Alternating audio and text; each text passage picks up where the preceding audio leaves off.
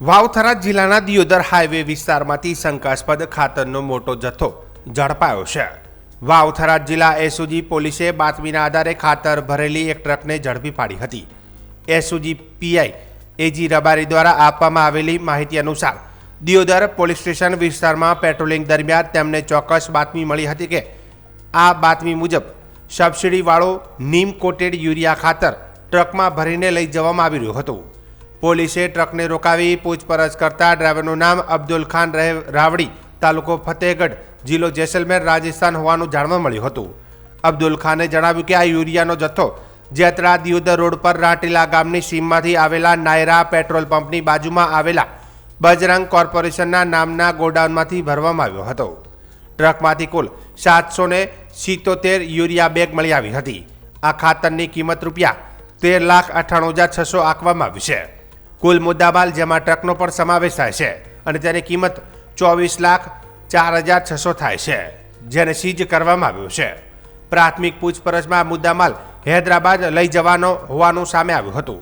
SOG પોલીસે તાત્કાલિક ખેતીવાડી વિભાગને જાણ કરી હતી, જેના પગલે અધિકારીઓએ ઘટના સ્થળે દોડી આવ્યા હતા અને શંકાસ્પદ યુરિયાના જથ્થાને હાલ સીલ કરીને દિયોદર પોલીસ સ્ટેશન ખાતે રાખવામાં આવ્યો છે અને વધુ તપાસ ચાલુ છે।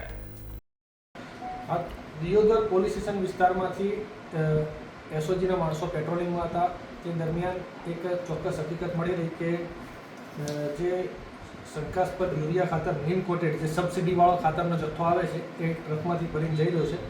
જે બાબતે એક ટ્રક ગાડી નંબર RJ19GH5681 ને ઊભી રાખી પૂછપરછ કરતા તો તે ડ્રાઈવરનું નામ અબ્દુલ ખાન દિલાવર ખાન ભૈયા રહે રાવડી, તાલુકો ફતેહગઢ, જિલ્લો જેસલમેર, રાજસ્થાનની ટ્રકમાંથી યુરિયાનો જથ્થો ભરેલો હોય, જે યુરિયાના જથ્થાને ખેતીવાડી અધિકારી બોલાવી ચેક કરાવતા તે શંકાસ્પદ યુરિયાના જથ્થા તરીકે ગણી હાલ પૂરતો સીલ કરી અને દિયોદર પોલીસ સ્ટેશન ખાતે રાખવામાં આવેલ છે। અને આ આરોપીને પૂછપરછ કરતા આ યુરિયાનો જથ્થો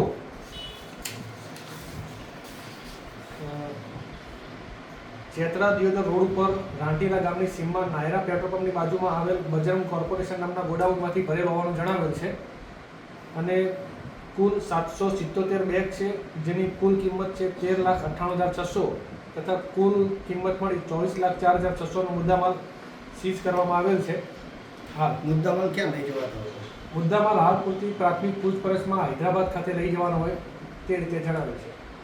તો ખેડૂતોને એક બાજુ ખાતર નથી મળતું ને આ પ્રકારે તમામ માફિયાઓ છે જે યુરિયાની કાળાબજારી કરી રહ્યા છે, તેના ઉપર પોલીસ તંત્રની કેવી નજર છે? ચોક્કસ એ બાબતે જે ખેડૂતોને ખાતર નથી મળતું તે બાબતે જે યુરિયાના પ્રશ્નો હોય છે એ બાબતે જે ટીમ પેટ્રોલિંગમાં હતી અને એના પરિણામે જ આ ટ્રક પકડાઈ છે અને આ બાબતે ચોક્કસની કાર્યવાહી કરવામાં આવશે।